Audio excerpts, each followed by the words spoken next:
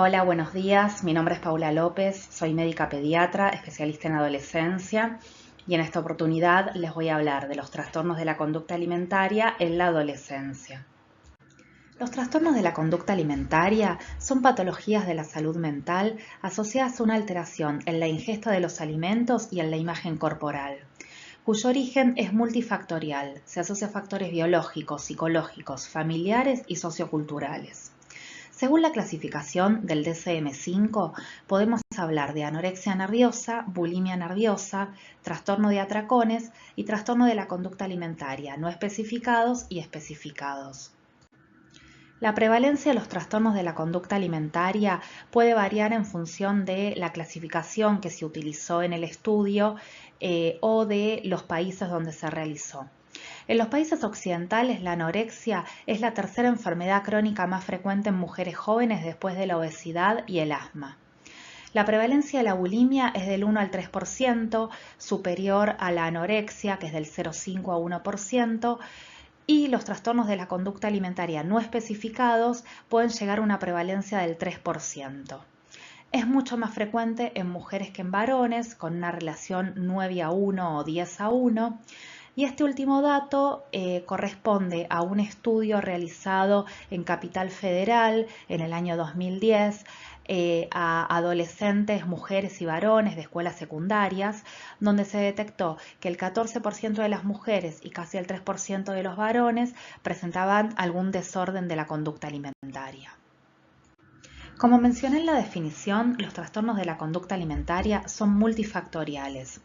Existen factores predisponentes, desencadenantes y de mantenimiento. Dentro de los factores predisponentes tenemos factores socioculturales, como por ejemplo la delgadez como ideal de belleza, factores individuales relacionados con la autoestima baja, el perfeccionismo, la autoexigencia, la baja tolerancia a la frustración, la impulsividad. Son todos rasgos que predisponen un trastorno alimentario. Factores familiares relacionados con la poca comunicación o el antecedente de un trastorno de la conducta alimentaria en algún conviviente, y factores biológicos relacionados con lo genético, con las variaciones hormonales llegada a la adolescencia. Todo eso nos predisponen, generan un terreno fértil para que aparezca, en el caso de que aparezca algún gatillo, que serían estos factores desencadenantes, se produzca el trastorno. Estos factores desencadenantes pueden ser situaciones graves como un abuso sexual, pero también pueden ser otro tipo de situaciones a priori agradables como un viaje o por ejemplo en una adolescente una fiesta de 15 en la que se proponga que se tiene que poner determinado vestido y se proponga un peso objetivo. Bueno, todo esto puede desencadenar un trastorno de la conducta alimentaria, pero siempre, como dije, en un terreno fértil. Y por último, existen los factores de mantenimiento, que son los que perpetúan el trastorno.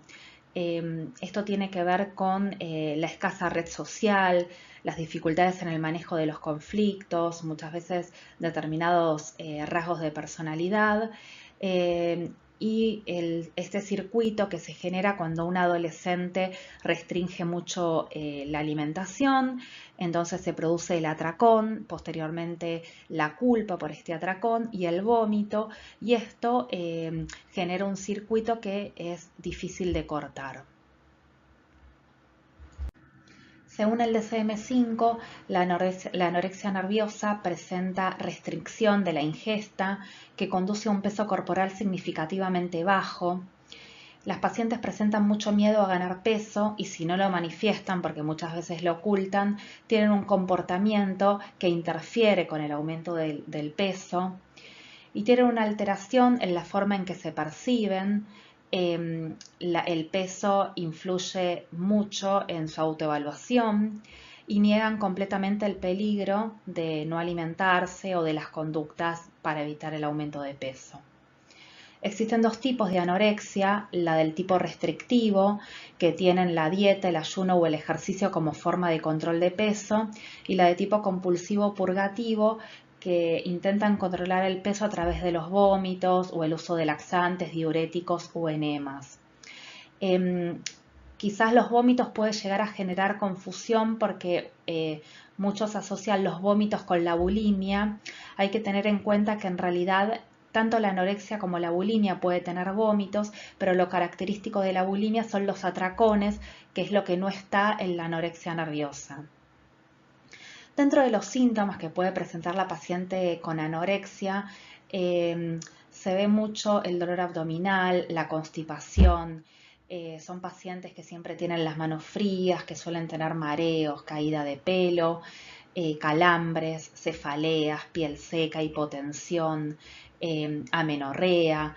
El DSM-5 no incluye el criterio de amenorrea, este criterio estaba en el DSM-4, pero se decidió sacar para poder incluir a los pacientes varones y para poder incluir a las pacientes prepúberes que todavía no habían presentado la menarca. Dentro de las características más psicológicas de las pacientes con anorexia, son pacientes que tienen pensamientos más rígidos, más rumiantes. La comida se vuelve el centro de su vida, con pensamientos más bien obsesivos. Tienen muy poca conciencia de enfermedad. Y son pacientes que les va muy bien en el colegio en general, desde lo académico son muy autoexigentes. La anorexia tiene alto índice de mortalidad por suicidio, desnutrición y desequilibrios hidroelectrolíticos. Con respecto a la bulimia, se caracteriza por episodios recurrentes de atracones. Un atracón es la ingestión de una cantidad de alimentos claramente superior a la de que la mayoría de las personas ingeriría en esa misma situación, en ese mismo periodo, con una sensación de falta de control sobre lo que se ingiere en ese episodio. Las pacientes describen que abren la heladera y empiezan a comer y empiezan a mezclar dulce, salado, lo que haya, con la sensación de falta de control, y muchas veces lo que ingieren ni siquiera es comestible. Seguido a eso, una sensación de mucha culpa con comportamientos compensatorios que pueden ser vómitos, ejercicio físico excesivo, laxantes, diuréticos, enemas. Estos episodios de atracón y compensación se producen por lo menos una vez a la semana durante 3 meses.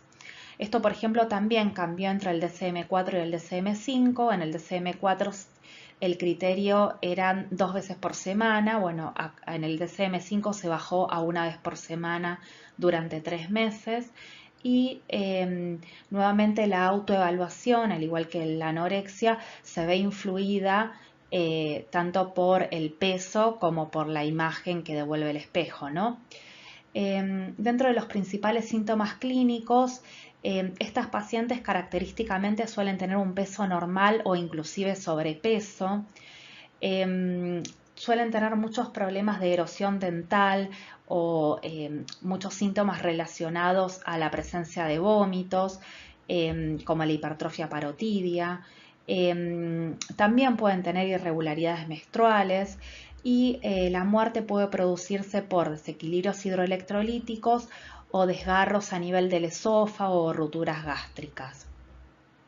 Estas pacientes suelen ser pacientes con una vida social más activa, tienden a ser más impulsivas, lo cual las hace más propensas a exponerse a situaciones de riesgo, autolesionarse, son más propensas a tener adicciones y sexualidad promiscua. Con respecto al trastorno de atracones, se caracterizan por episodios recurrentes de atracones, por lo menos 1 a la semana durante 3 meses, en los cuales, al igual que en la bulimia, se produce una ingestión grande de comida en un corto periodo de tiempo, esto asociado a mucho malestar, vergüenza, y lo característico es que no presenta un comportamiento compensatorio posterior. Con respecto a la presentación en el consultorio, los pacientes suelen consultar por síntomas inespecíficos. muchas veces mareos, síncopes. Es muy frecuente un síncope en, por ejemplo, la clase de gimnasia en el colegio, que uno pregunta y se encuentra con que la paciente no venía ingiriendo comida en las últimas horas. Muchas veces consultan por trastornos menstruales a ginecología y de ginecología nos las derivan con una sospecha de trastorno de la conducta alimentaria. Otras veces uno puede confundirlo con algún trastorno gastrointestinal por los vómitos o la constipación. La anorexia nerviosa suele ser una enfermedad egosintónica, es decir, que hay muy poca conciencia de enfermedad y las pacientes en general son traídas por los familiares. A diferencia de la bulimia, que es una enfermedad que suele generar más malestar en la paciente y suele haber más conciencia de esta enfermedad. Otra forma en que se pueden presentar es enmascarado en querer hacer una alimentación vegetariana o una alimentación más saludable. Encontramos muchas páginas en Instagram que apuntan a tener una alimentación más saludable, con menos ultraprocesados, y a veces es difícil establecer el límite entre qué es lo saludable y qué es lo que está enmascarando el no querer aumentar de peso, ¿no?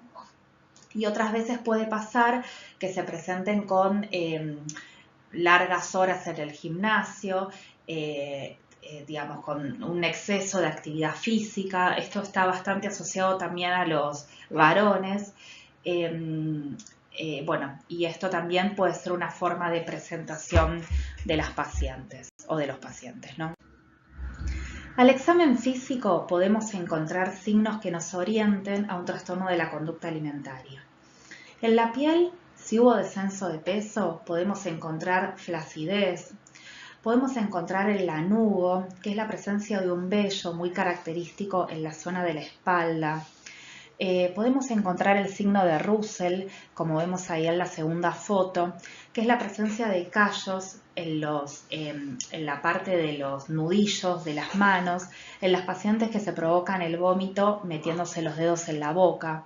Pero esto no descarta, porque hay pacientes que utilizan objetos como un cepillo de dientes para provocarse el vómito, o que también vomitan sin la necesidad de introducirse ningún objeto. Son pacientes que suelen, digamos, estas pacientes que descendieron mucho de peso suelen tener frío, entonces podemos encontrar acrocianosis también. En relación a la boca, en las pacientes que vomitan podemos ver la presencia de caries características, erosiones del esmalte dental por el ácido, y la hipertrofia parotidia, como se ve ahí en la tercera foto, es característica. También a nivel cardiovascular es bastante característica la bradicardia y que muchas veces nos ayuda a hacer diagnóstico diferencial con otras patologías orgánicas en las que el descenso de peso se suele asociar a taquicardia. Es muy característico encontrarnos que la paciente tiene frecuencias inferiores a 60, pero también tener en cuenta que una paciente deshidratada puede estar taquicárdica, por ejemplo. La hipotensión también es bastante frecuente y la presencia de arritmias ante los trastornos hidroelectrolíticos. También podemos encontrar a nivel abdominal, en la palpación, la presencia de materia fecal, y muchas veces también uno tiene que descartar en la zona de los antebrazos o en los muslos la presencia de autolesiones, porque se encuentran bastante asociadas, especialmente en pacientes con bulimia. ¿Qué otros datos son importantes para llegar al diagnóstico? Bueno, el tema del peso. Es importante no solo el peso actual, sino también cuál fue su máximo, porque una paciente en este momento se puede presentar a la consulta con un peso adecuado para su edad, para su talla, y sin embargo en el relato encontrarnos con que descendió 10 kilos en los últimos 2 meses. Entonces, bueno, es importante ver la curva, si cruzó percentilos, cómo viene siendo sus últimos meses, digamos. Con respecto a la imagen corporal, es importante preguntarle si se siente conforme, si tiene algún peso objetivo en la cabeza, teniendo en cuenta que muchas veces nos pueden ocultar esta disconformidad. Preguntar por presencia de vómitos, uso de laxantes, diuréticos, también sabiendo que esto lo pueden ocultar. Muchas veces nos dicen que tienen vómitos, pero no que se los autoprovocan. Un dato importante que muchas veces uno se lo puede preguntar a los padres es si cuando termina de comer inmediatamente va al baño. Esto suele ser sospechoso de provocarse el vómito. Con respecto a la actividad física, puede ser que asista a un gimnasio, pero también puede ser que haga gimnasia en la casa. Hay muchos pacientes que hacen gimnasia de madrugada en la habitación para que los padres no lo vean.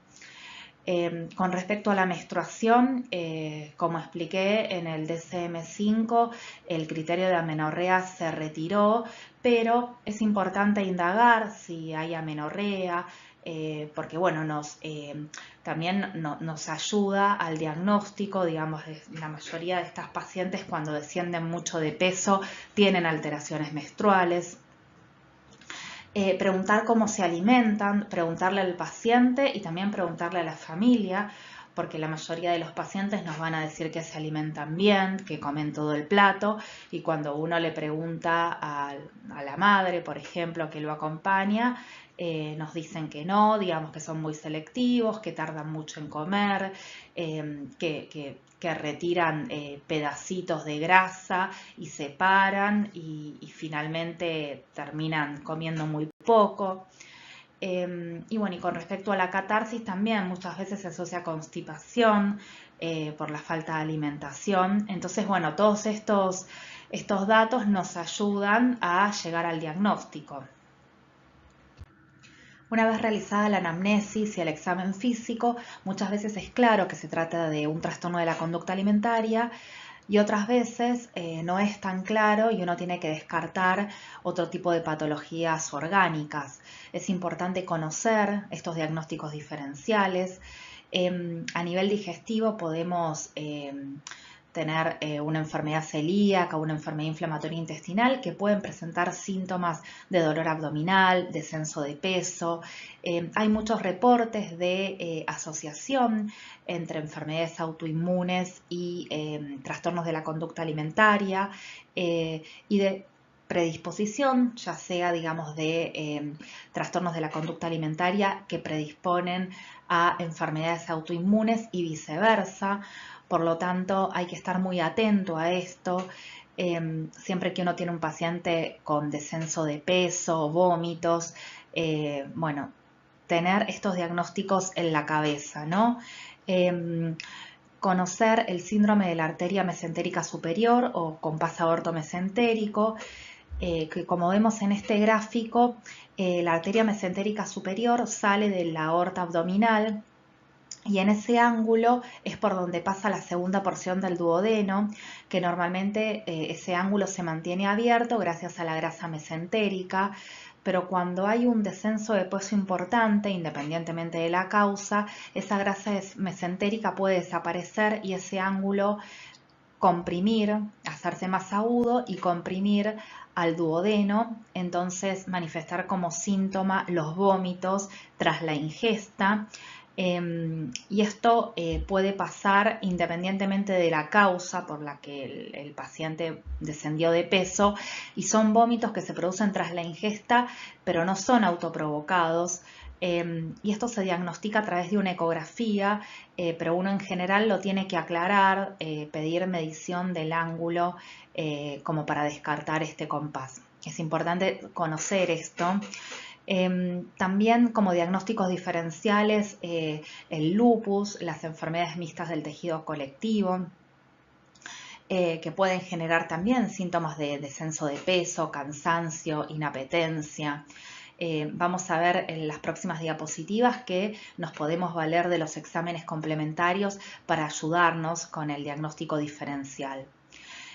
Alteraciones endocrinológicas, trastornos tiroideos, enfermedad de Addison, diabetes, muchas veces pacientes que consultan por descenso de peso, poliuria y polidipsia, y uno puede asociarlo a que está ingiriendo mucho líquido como una cuestión de, digamos, saciedad o de descender de peso, y en realidad está teniendo un debut diabético. Entonces, bueno, siempre es importante pedir una glucemia. También, bueno, como diagnósticos diferenciales, tumores del sistema nervioso central en pacientes que presentan cefaleas o que tienen trastornos en el comportamiento, o vómitos, pensando en hipertensión endocraniana, un linfoma, alteraciones infecciosas como el HIV, quizás más en un estadio avanzado que genere, o en una primera infección de tuberculosis. Bueno, esto puede generar también confusión, digamos, en descenso de peso, inapetencia. También las alteraciones psiquiátricas, es importante que muchas veces, por ejemplo, la falta de apetito puede tener que ver con tristeza, con depresión, y no con el objetivo de querer hacer un cambio corporal, ¿no? Y bueno, y también siempre que uno tiene amenorrea, vómitos, pensar en la posibilidad de embarazo, realizar una subunidad beta, ¿no? Con respecto a los estudios complementarios, nos ayudan a evaluar cuando tenemos una duda diagnóstica, también evaluar la gravedad de una paciente, pero tener en cuenta que no hay un estudio categórico y que muchas pacientes están muy graves con laboratorios relativamente normales. Entonces, siempre prima el criterio clínico y estos estudios, como bien se dice, son complementarios, digamos, nos ayudan. El hemograma puede estar normal, puede haber anemia, leucopenia, plaquetopenia, y muchas veces esto es confundirnos. La eritrosedimentación y la PCR deberían ser bajas. Si uno tiene alguno de estos parámetros muy altos, uno debería descartar alguna enfermedad orgánica, como por ejemplo decía una enfermedad inflamatoria intestinal. Digamos, no deberíamos encontrarnos un eritro arriba de 60. La glucemia puede estar normal o baja según cómo viene ingiriendo alimentos en las últimas horas, especialmente, ¿no? La urea puede estar normal o alta si hay deshidratación. Las transaminasas también pueden estar aumentadas por 2, por 3, no mucho más. Y esto también puede generar confusión, así que es importante tenerlo en cuenta que esto puede pasar. El estado ácido base con ionograma puede estar normal, pero en una paciente que vomita mucho suele haber alcalosis metabólica con hipocalemia, o que también consume diuréticos, o si consumió laxantes, acidosis metabólica con hipocalemia. El colesterol puede estar normal o llamativamente alto, que es también bastante frecuente. La albúmina puede estar normal o puede estar baja si está muy comprometido el aspecto nutricional.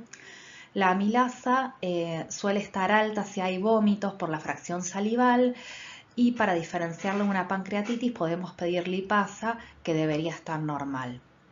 El calcio, el fósforo y magnesio puede estar normal o bajo, y esto es muy importante pedirlo dentro de los estudios al momento de la realimentación, especialmente en las pacientes que internamos con mucho compromiso nutricional, para evitar el síndrome de realimentación. Bueno, es muy importante esto tenerlo en cuenta.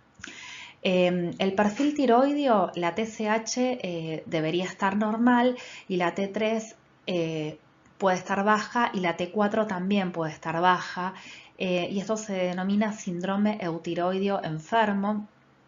Es bastante frecuente y no hay que malinterpretarlo como un trastorno tiroideo, sino como parte del trastorno alimentario, por lo cual se contraindica el tratamiento con levotiroxina, digamos. No hay que malinterpretarlo como un trastorno primario de la tiroides, sino como parte de este trastorno alimentario. una subunidad beta en el caso de que haya menorrea o vómitos, y también un dosaje de vitaminas corresponde, por ejemplo, si la paciente es vegetariana, digamos, bueno, un dosaje de vitamina B12, y bueno, y según el compromiso nutricional.